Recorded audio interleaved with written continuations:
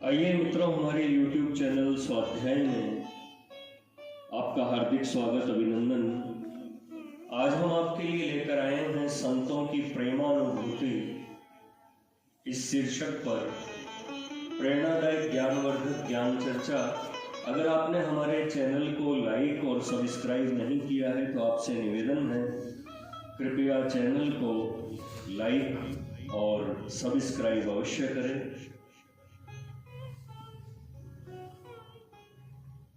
उधर ब्रह्म की एको हम बहुश्याम की अमूर्त भावना वासना स्फुरित हुई। इधर कोटि कोटि विश्व का रंगमंच नाच उठा। अभिनय प्रारंभ हुआ, पात्र आने जाने लगे और नाटक में ऐसे लय हो गए कि उन्हें अपनी स्वतंत्र व्यक्तिगत सत्ता का भान भी मिट गया। इस विराट अभिनय की कोई इति नहीं, कोई और छोर नहीं। पात्रों का एक पर एक तांता बंधा हुआ है, एक जाता है, दूसरा प्रकट होता है। ऐसे ही अनंत काल तक चलता रहेगा।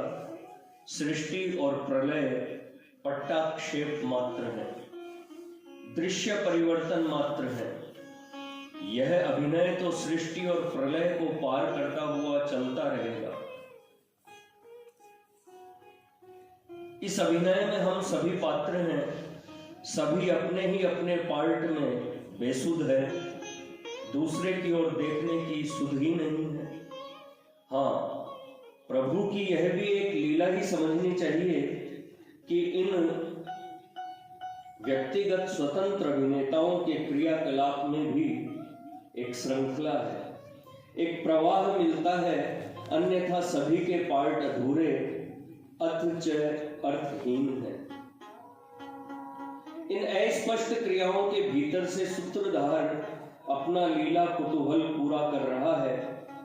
हम सभी इस अभिनय में इस प्रकार संलग्न हैं कि हम भूल जाते हैं कि इसका कोई संचालक या सूत्रधार भी है।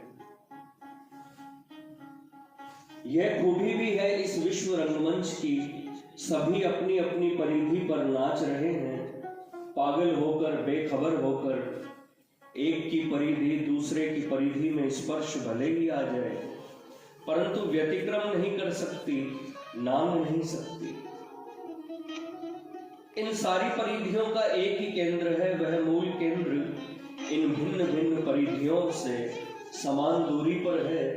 वही हमारा सूत्रधार है और वही इस विराट अभिनय का दर्शक भी है। हमारा सूत्रधार ही हमारा दर्शक है और फिर भी हमारे अभिनय की एक स्वतंत्र गति है, स्वतंत्र संकेत है, स्वतंत्र पथ है। कठपुतली नचाने वाला जाने कि उस पुतली को कब तक किस किस रूप में नाचना है। दूसरे समझने की चेष्टा भी करें तो व्यर्थ ही, दूसरे समझने की चेष्टा भी करें तो व्यर्थ ही न है। इस रहस्य की तह में प्रवेश कीजिए। यह जीवन एक जागृत स्वप्न है। स्वप्न में ऐसा प्रतीत होता है कि जो सुख संभोग, राजपाट, धन, स्त्री, महल अटारी, पुत्र कलत्र आदि हम पा रहे हैं, वे सब सर्वथा सत्य है। स्वप्न देखने वाले के मन में स्वप्न देखते समय यह तनिक भी नहीं भासता कि यह सब कुछ पानी का बुलबुला भी नहीं है। यह सब कुछ हवाई किला से भी गया बीता है। संक्षेप में, स्वप्न देखने वाले को स्वप्न देखते समय स्वप्न की असत्यता तथा भूल भुलैया का पता भी नहीं चलता। वह बेखबर सपने की संपत्ति का सुख लूटने लगता है कि नींद टूटती है, आंखें खुलती है और वह देखता है उसके सामने के महल और परियां पता नहीं कहां गायब हो गई। वह जागता है और देखता है कि वे सुख भोग जिसे वह स्वप्नावस्था में ठोस सत्य समझकर हृदय से चिपकाए था, हवा में काफूर हो गए। बस वही टूटी घाट, वही उजड़ा हुआ छप्पर, वही फटी हुई चादर और बुझी हुई रोशनी। वह जागता है और सोचता है, अरे ये चीजें कहां गई। वे सुख कहां विलीन हो गए। ठीक इसी प्रकार ये जगत और हमारा जीवन भी है। यह संसार भी एक ठोस पदार्थ सा प्रतीत होता है। यह जीवन भी एक अखंड सत्य का स्वरूप प्रतीत होता है। आज हम चक्रवर्ती हैं, कल निर्वासित, अपरिचित, साधारण, दरिद्र व्यक्ति। आज जो रानी है वह कल वही सड़कों पर झाड़ू देते नजर आती है। करोड़पति दाने दाने के मोहताज हो जाते हैं। कंगाल के घर सोना बरस जाता है। आंखों हम देखते हैं कि 4 मिनट के भूगोल ने किसकी कैसी दयनीय करुणाजनक स्थिति ला दी। ये सब कुछ हम देखते हैं, फिर भी स्वप्न का स्वप्न ही बना रहता है। खुमारी टूटती नहीं। कभी ऐसा नहीं हो पाता कि आंखें खोलकर एक पल के लिए भी तो इस ललचीले स्वप्न के उस पार देखें। कभी ऐसा साहस नहीं होता कि स्वप्नों के इस जाल को छिन्न भिन्न कर दें। स्वप्न की असत्यता तथा सपने में पाई हुई सुख संपत्ति की असारता को सोता हुआ व्यक्ति क्या और कैसे समझे। हम सभी इस जागृत स्वप्न के शिकार हैं। जाग जाना तो कठिन भी है ना, परंतु जो जाग जाएगा उसके सामने ये बतलाने की आवश्यकता ही न होगी कि जो कुछ तुमने देखा, सुना अथवा भोगा था वे सब व्यर्थ थे, कहीं उनका पता नहीं। अपने को होश में ला देना ही स्वप्न और स्वप्न की माया की व्यर्थता तथा असारता समझ लेना है। नींद टूटती है, वह बेचारा सोचने लगता है, अरे मैं कहां का कहां लुभाए फिरा, मारा मारा फिरा। मैं तो न उस महल का राजा ही हूं, न उस परी का प्रेमी ही। मेरी सत्ता तो सर्वथा भिन्न है। ठीक इसी प्रकार इस जीवन रूपी स्वप्न में जगत के वैभव व्यर्थ हैं, असार हैं। ये सब कुछ बतलाने की आवश्यकता उस व्यक्ति के लिए नहीं है जो जाग चुका है और जो अपने वास्तविक सत्ता को समझता है। इस जागृत स्वप्न को तोड़कर, आंखें खोलकर चलने वाले संतों ने हमें बार बार चेताया है, रहना नहीं देश वीराना है, यह संसार कागज की पुड़िया, बूंद पड़े धुल जाना है। और बार बार आत्मा को उद्बोधित कर उस देश का संकेत किया है जहां आनंद ही आनंद है।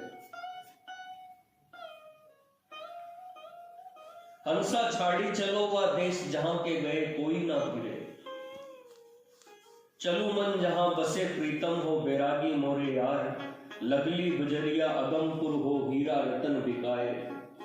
चतुर चतुर सौदा कैले हो मूर्ख पछिताए। सांप छोड़े ले संप कैचुल हो गंगा छोड़े ली अरार। हंसा छोड़े ले आपन गिरी हो जहां कोई ना हमार। रेमन यहाँ क्या रखा हुआ है जो चिपटे हुए हो। चलो उस देश को चले जहां से फिर इस इंद्रजालिक दुनिया में लौटना नहीं होता। अगमपुर में हीरे रत्नों की हाट लगी हुई है। जो चतुर हैं वे तो सोच समझकर सौदा कर लेते हैं, जो मूर्ख हैं वे हाथ मलते रह जाते हैं। जिस प्रकार सांप अपनी कैंचुल छोड़ देता है और गंगा अपनी अरार छोड़ देती है, ठीक उसी प्रकार हंस भी इस ग्रह को छोड़कर चल देता है। यहाँ अपना है ही कौन रे। हंस उड़ चले उस देश को जहाँ प्रीतम है। प्राय सभी संतों ने पर्दा उठाकर सत्य सौंदर्य को देखा था। इसी को श्रुति कहती है,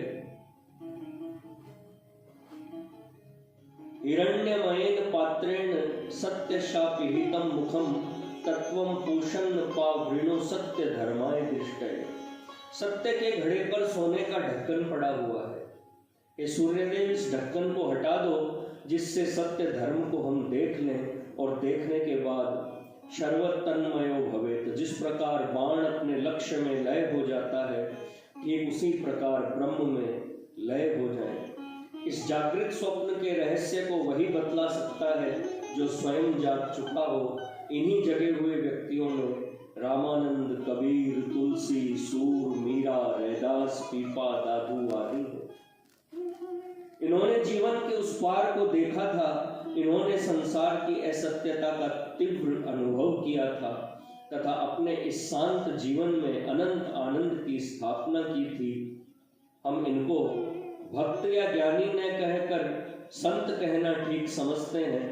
अब देखना यह है कि इन संतों ने संसार की असारता तथा जीवन की असत्यता का प्रत्यक्ष अनुभव करते हुए अपने हृदय में प्रभु के प्रति प्रेम की कैसी अनुभूति प्राप्त की थी, यह भूल न जाना होगा कि साधना का प्राण है अनुभूति।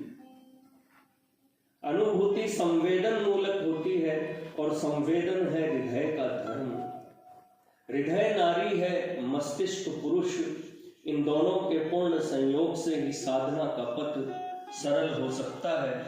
मस्तिष्क का धर्म है विचार और वह है पुरुष।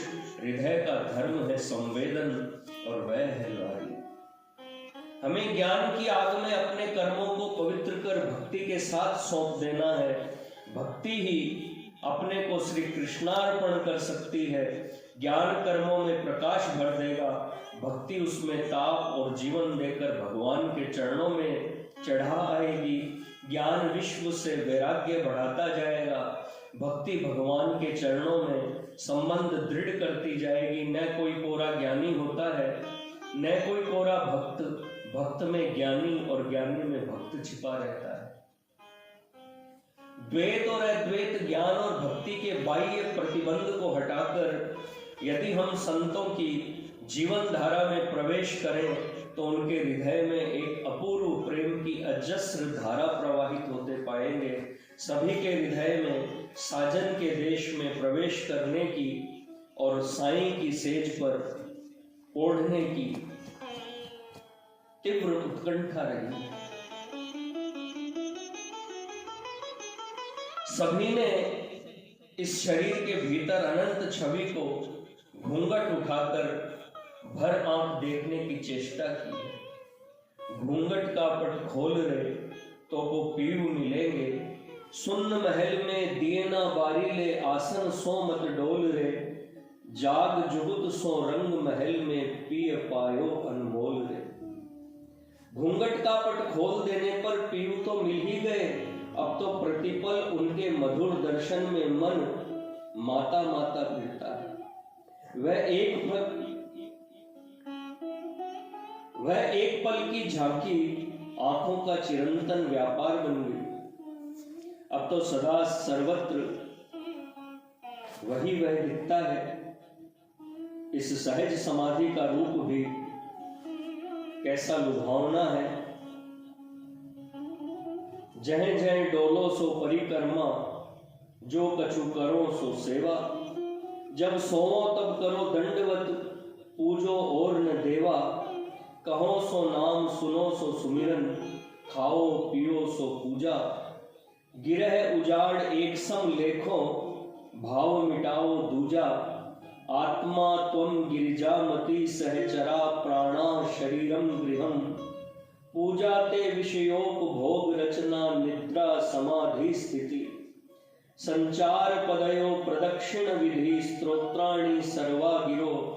यद्यत कर्म करोमि तत् दखिलम, शंभो तवाराधनम। और खुले नैन पहचानो, हंसी हंसी सुंदर रूप निहारो। जहां देखता हूं वही तू है। अब ये संसार जो सबको भुलाने का स्वप्न जाल बुनता आ रहा है, संत के लिए प्रभु का स्वरूप हो जाता है। बीच का द्वैत मिट जाता है। रात दिन सोते जागते उठते बैठते समाधि लगी रहती है। वह समाधि जिसमें पत्नी अपने को पति में सर्वथा लय कर देती है, यही रसो वे सह। जिस प्रकार पत्नी का पति में प्रेम होता है, ठीक उसी प्रकार हमारा प्रेम प्रभु में हो। समस्त विश्व में हमारे प्रभु की रूप श्री बिखरी हुई है और हम सदा उसके बटोरने में लगे हैं। प्रभु जी तुम चंदन हम पानी, जाकी अंग अंग बास समानी। प्रभु जी तुम घन बन हम मोरा, जैसे चितवत चंद चकोरा। प्रभु जी तुम दीपक हम बाती, जाकी ज्योति बरे दिन राती। प्रभु जी तुम मोती हम धागा, जैसे सोने ही मिलत सुहागा। कबीर ने अपने को हरि की बहुरिया कहा तथा गोसाई जी ने भी कामी ही नारी प्यारी जिमी द्वारा अपनी भक्ति भावना को दृढ़ किया। श्री हरिदास ने घट घट हो बिहरों की तीव्र अनुभूति में ही साजन के मधुर मिलन का रस पिया था। सूरत कलारी भई मतवारी मदवा पी गई बिन तोले। मीरा का तो इस संबंध में कुछ कहना ही नहीं है। वह तो भक्ति में विवल होकर प्रेम के समुद्र में कूद पड़ी। हेरी में तो दर्द दीवानी मोरा दर्द न जाने कोय, सूली ऊपर सेज पिया की किस विध मिलनो हो। फिर भी वह प्रेम साधना में प्रवृत्त होकर साईं की सेज का सुख पा सकी, प्रेम का अमृत पी सकी। प्रेम की ये धारा समस्त विश्व के संतों में मिलती है। सभी ने इस जीवन को प्राण वल्लभ के चरणों में चढ़ाकर धन्य किया है।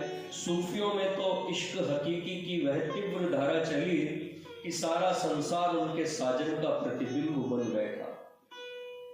जायसी और कुतुबन ने परमात्मा को प्रेमी के रूप में प्राप्त किया था। उनके लिए भी सब घट मेरा साईया, सूनी सेज न कोय।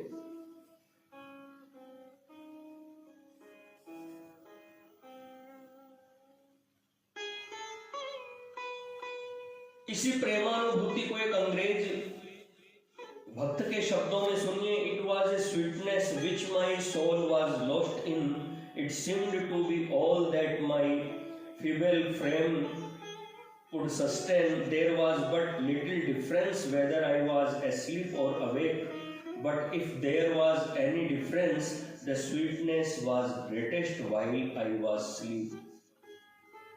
इस माधुर्य में मेरी आत्मा डूब जाती थी। प्रेम के इस आवेश में हमारा सारा शरीर बेसंभार हो जाता था।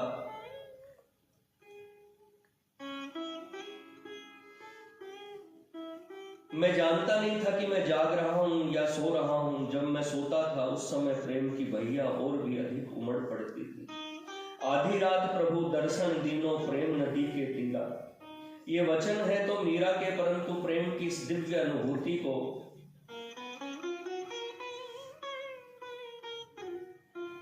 आधी रात जागकर प्रभु की प्रार्थना करने की आदत, मुझे ऐसा प्रतीत होता था कि प्रभु जी ठीक समय पर आकर मुझे जगा देते थे, जिससे मैं उनके प्रेम का अमृत पी सकूं। जब मैं अस्वस्थ रहता या थका होता तो वे जगाते तो नहीं, परंतु सोए सोए ऐसा प्रतीत होता था कि मैं प्रभु की गोद में हूं। मुझे जब उनके आने का भान भी न होता तो वे आकर मेरी आत्मा पर अपना प्रभुत्व स्थापित कर लेते थे। रात में मेरी नींद उचट जाती, कभी कभी आधी सोई, आधा सोया, आधा जागा, फिर भी उनकी उपस्थिति का भाव बराबर बना ही रहता। हमने देख लिया कि सर्वत्र संतों के प्रभु के परम प्रेम का रसास्वादन एक अपूर्व ढंग से ही किया है, जिसे हम भक्ति के शब्दों में माधुर्य भाव कह सकते हैं। इस माधुर्य भाव के क्रमिक विकास तथा भिन्न भिन्न पहलुओं पर फिर कभी प्रकाश डालने की चेष्टा की जाएगी।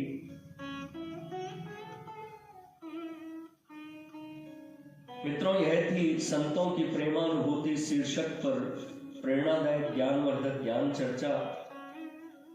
अगर आपको हमारा चैनल पसंद आए तो इसे लाइक और सब्सक्राइब अवश्य करें। धन्यवाद।